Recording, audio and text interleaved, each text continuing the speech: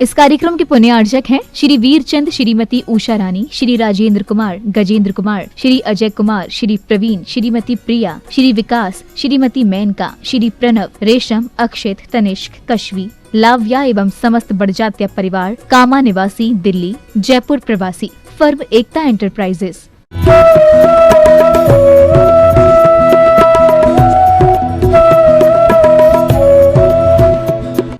बिखरने दो होठों पर हंसी की फुहारों को, बिखरने दो होठों पर खुशी की फुहारों को, प्यार से बात कर लेने से जायदाद कम नहीं होती। बिखरने दो होठों पर खुशी की फुहारों को, प्यार से बात कर लेने से जायदाद कम नहीं होती। इंसान तो हर घर में पैदा होते हैं, इंसानियत कहीं कहीं पैदा होती है। जिसका मन साफ सुथरा होता है उसका वचन भी साफ सुथरा होता है। जो खुद निर्मल मन का, उर्मिल मन का होता है वो संतों की महिमा समझता है। सौभाग्यशालियों, कबीर कहते हैं जात ना पूछो साधु की, पूछ लीजिए ज्ञान, मोल करो तलवार की, पड़ी रहन दो म्यान। और इस जमाने में ये बात बहुत ज्यादा महत्व रखती है कि जिस युग में साधु संतों के दर्शन दुर्लभ हो जाएं और साधु संतों के नाम पर अलग अलग तरह के लोग प्रतिष्ठा पा जाएं, तो बड़ा मुश्किल होता है पहचानना कि कौन साधु है, कौन स्वादु है। साधु और स्वादु में बहुत थोड़ा सा अंतर है शब्द में, लेकिन भाव में बहुत बड़ा अंतर है। साधु वो कहलाता है जिसको साधना की धुन हो, साधु साधना की धुन, वो खाने पीने की भी धुन नहीं रखता है। और स्वादु वो होता है जो साधना, स्वाद के लिए साधना को भी एक तरफ रख देगा सबसे पहले। और सिर्फ जिह्वा का स्वाद नहीं, पांचों इंद्रियों का स्वाद। स्पर्श भी अच्छा चाहिए, रस भी चाहिए, गंध भी चाहिए, अच्छा घर चाहिए, अच्छा सिस्टम चाहिए। लेकिन साधु को कुछ नहीं चाहिए। विराट नगर पंच कल्याण की बात आप सुन रहे थे, उर्मिला जी तब भी, और वहाँ के पूरे समाज के युवक बहुत अच्छे से संघ की सेवा में सम्मिलित थे। बड़े अच्छे से पंच कल्याणक महोत्सव संपन्न हुआ। और मालूम होगा सबको कि भले वहाँ व्यवस्थाएं कुछ कम पड़ गई हों, श्रावकों ने भले शिकायत की हो, लेकिन किसी साधु ने कोई शिकायत नहीं की। साधु को मालूम है कि जंगल है, विराट नगर का जो तीर्थ है जहाँ शांति कुंथ अरहनाथ भगवान की बड़ी प्रतिमा विराजमान हुई है, बड़ी सुंदर जगह है। और साधु साधना में मस्त रहते हैं, शिकायत नहीं करते हैं। और स्वादु शिकायत करते हैं, साधना नहीं करते। अभी सुन रहे थे आप, श्रुत देवी माता जी बोले जब अस्वस्थ थे, काफ़ी अस्वस्थ थे, और किसी ने कहा कि हॉस्पिटल चलिए, ऑपरेशन करा लीजिए, ठीक हो जाएंगे। तो देखिए उस जीव ने क्या जवाब दिया कि समाधि करना पसंद है लेकिन हॉस्पिटल जाना पसंद नहीं है। किसी के पराधीन नहीं हम हो सकते हैं, हम चर्या में दोष नहीं लगा सकते हैं। हमारी साधना कहती है कि दवाइयाँ नहीं खाना है, इंजेक्शन नहीं लगवाना है। जितना ध्यान और साधना से ठीक हो सकता है उतना पुरुषार्थ कीजिए। और देखिए अंततः देह विसर्जन कर दिया, लेकिन नियम साधना से समझौता नहीं किया। ये हमारे पुरखों की परंपरा है। आदि योगी आदिनाथ, आदिनाथ भगवान सबसे बड़े योगी आदिनाथ थे, और उन्हीं योगी के नाम से आज तक योग और योगी शब्द चला आ रहा है। भले विभिन्न धाराओं में वह विभिन्न रूप में मान्य हुआ, लेकिन सबसे पहले योग की शिक्षा देने वाले। और इस बात का उल्लेख किया है श्रीमद् भागवत में कि योग मार्ग का प्रदर्शन करने वाले आदिनाथ, योगाश्रम का रास्ता दिखाने वाले आदिनाथ, आदि योगी आदिनाथ, उन्हें कई लोग शिव के रूप में पूजते हैं, कई लोग प्रजापति विश्वकर्मा के रूप में पूजते हैं। इस प्राचीन इतिहास में जब देखते हैं तो मालूम पड़ता है कि सारी संस्कृतियां कहीं एक ही उत्स से, एक ही स्रोत से निकली हुई हैं। सौभाग्यशालियों, आज भी योगियों के दर्शन हो रहे हैं। मन वचन काय, ये 3 योग हैं और 3 योगों को जो साधे वो योगी।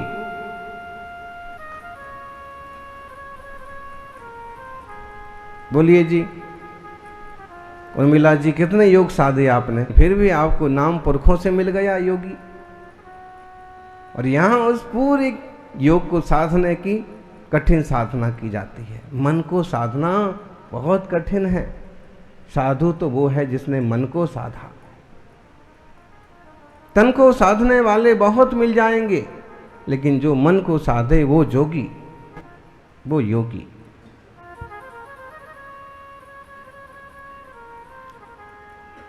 मन वचन काया को वो साधते हैं जो अपने निज चैतन्य तत्व को समझ लेते हैं। यानी जरा सा छिद्र होता है तो नाव पानी में डूब जाती है। गुरु से शिष्य ने कहा कि महाराज, गुरुदेव, जैसे आप ऐसे बैठे रहते हैं ध्यान में, वैसे मैं तो नहीं बैठ पाता हूं। जैसे आप निश्चल हो जाते हैं, वैसे मैं तो नहीं हो पाता हूं। जैसे आप निष्फिक्र रहते हैं, वैसे मैं तो नहीं हो पाता हूं। आपको किसी चीज की कोई कामना, कोई इच्छा, कोई भावना पैदा नहीं होती है क्या?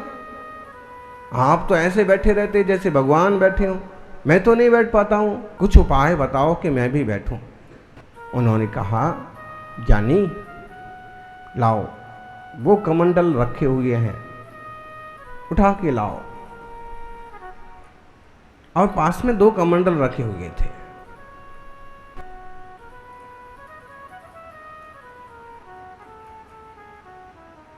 कमंडल लाओ इधर, और एक कुंड के पानी में कमंडल डाल दो।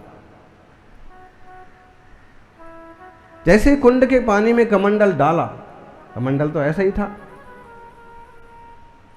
निर्मल जी, अकेले कमंडल से काम नहीं चलता है, इसके साथ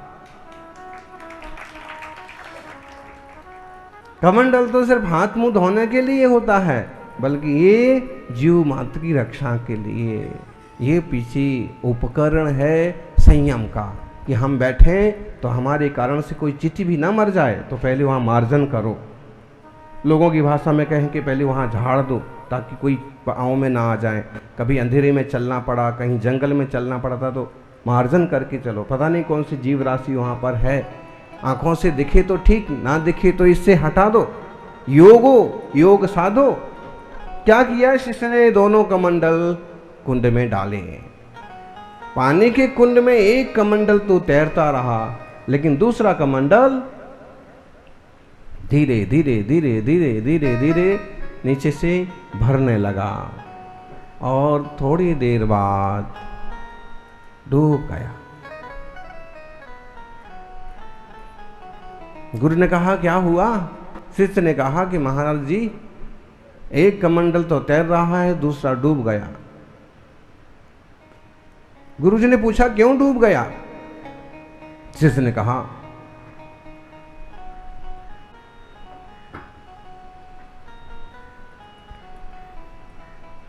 शायद उसमें छिद्र था।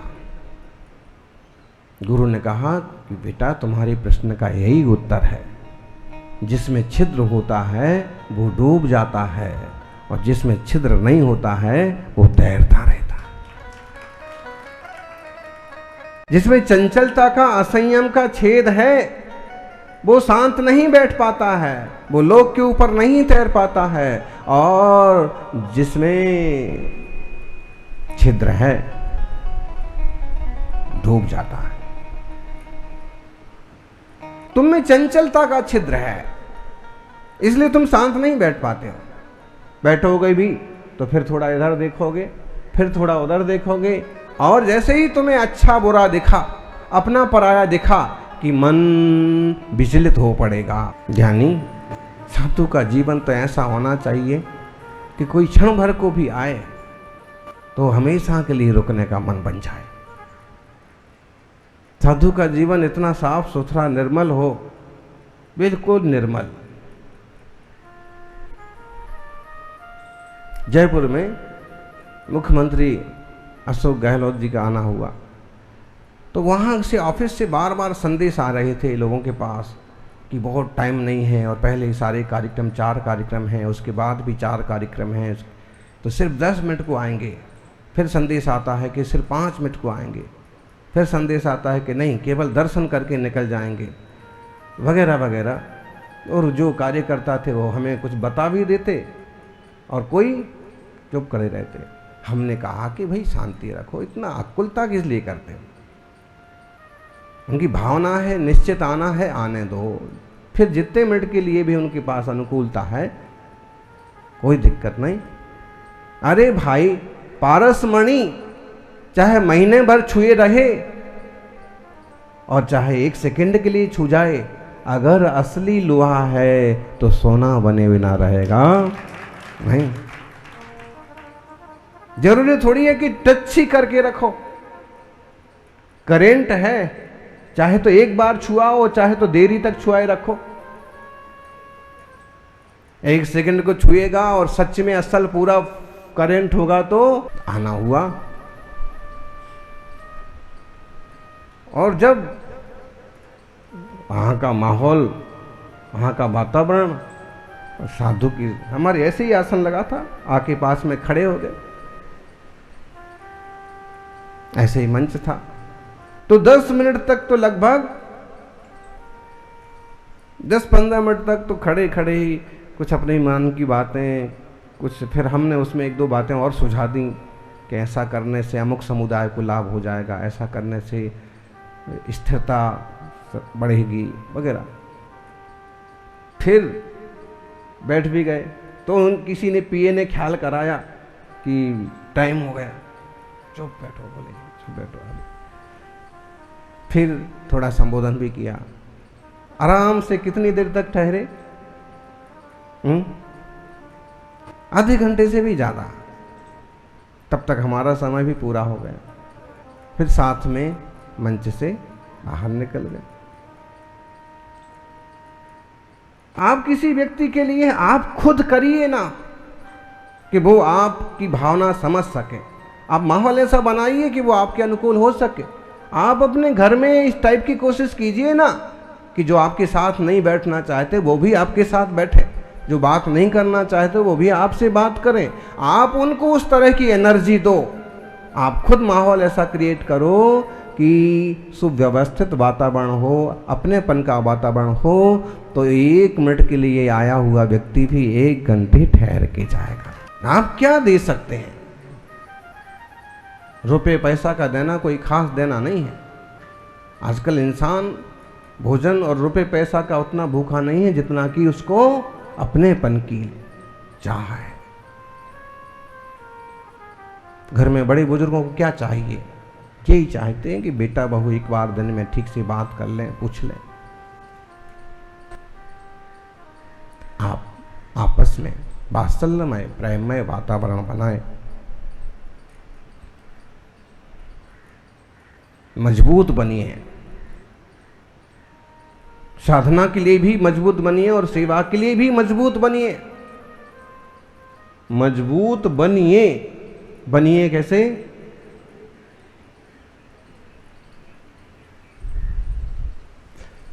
आप कहीं भी देखिएगा, प्रधानमंत्री भी कभी कहेंगे तो क्या बोलेंगे? साहसी बनिए। बनिए कैसे?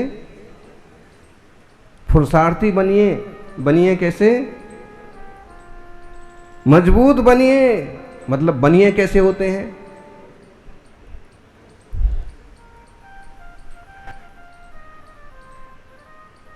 मजबूत बनिए, मजबूर मत बनिए, मजदूर मत बनिए। कुछ लोग होते हैं कि मजबूती के साथ आगे बढ़ते हैं कुछ लोग होते हैं कि मजबूरी के साथ आगे बढ़ते हैं और कुछ लोग होते हैं कि मजदूरी के साथ आगे बढ़ते हैं।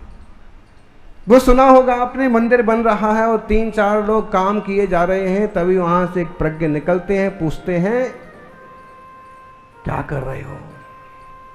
भाई पत्थर तोड़ रहा हूं, मजदूरी कमा रहा हूं। दूसरे से पूछा, भाई तुम क्या कर रहे हो? मूर्ति कर रहा हूं, काम करना मेरी मजबूरी है, इसके बिना मेरा घर नहीं चलता है। तीसरे से पूछा, तुम क्या कर रहे हो?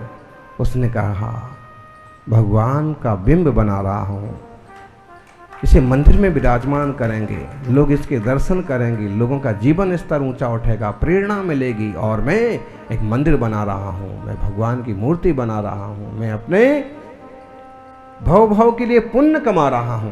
3 पात्र हैं लेकिन अलग अलग सोच है। साधना के क्षेत्र में क्या करें, बड़े महाराज देख ना लें, इसलिए सामायिक करना पड़ती है, ध्यान करना पड़ता है, स्वाध्याय में टाइम पर पहुंचना पड़ता है। मजदूरी टाइप की बात हो गई कि जैसे मजबूरी, अब क्या है, अब जब हमने मूल गुण लिए हैं तो पालन तो करना पड़ेंगे। हमने अपने मन से ही तो लिए हैं, घर वालों ने मना भी किया था, लेकिन अब हमने ले ही लिए हैं तो ये सारी चर्या, सारी साधना किस लॉन्च भी करना पड़ेगा। अब मजबूरी हो गई। और तीसरा कहता है कि सौभाग्य है इस 8 अरब इंसानों की दुनिया में मुझे पीछे कमंडल लेकर के साधना करने का सौभाग्य है। करोड़ों करोड़ों लोगों के बीच में एक वीतराग स्वरूप को पाकर के साधना करने का मौका मिला, और सौभाग्य है उसमें भी ऐसे वीतरागी देव शास्त्र गुरु का सानिध्य मिला, जहां जन्म जन्म के पाप पल भर में धुल जाते हैं। आप श्रावकों में लगा लीजिए, क्या करें। अब वो प्रधान जी बोल रहे हैं कि 4-4 दिन तो भाई सबको लगाना ही पड़ेगा, चाहे रो के लगाओ चाहे हंस के लगाओ, 4 दिन तो आपको चौका। ऐसे बोलते हो क्या आप? नहीं बोलते हो। पिछले गांव के प्रधान जी बोलते थे।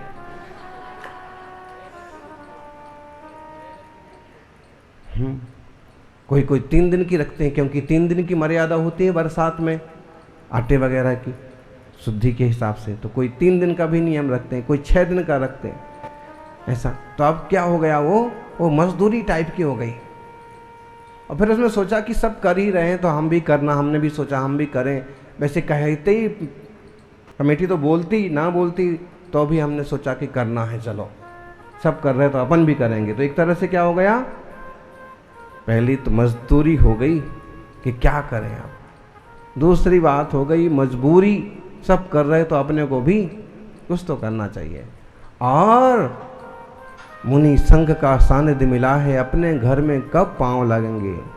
किसी भी हालत में हर रोज साधुओं का पड़गाहन होना ही चाहिए, इसका पूरा आनंद लेना ही चाहिए, पूरा पुण्य कमाना ही चाहिए। ये क्या हो गया, आप देखना कहीं भी इस तरह की मजबूती से खड़े होने वाले 3-4 लोग ही मिलेंगे।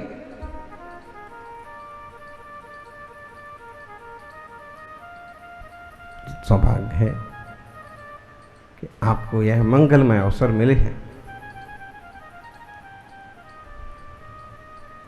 जैसे प्रभु में प्रभु हैं, गुरु में प्रभु हैं, ऐसे ही आप में भी प्रभु हैं। कबीर कहते हैं, कस्तूरी कुंडल बसे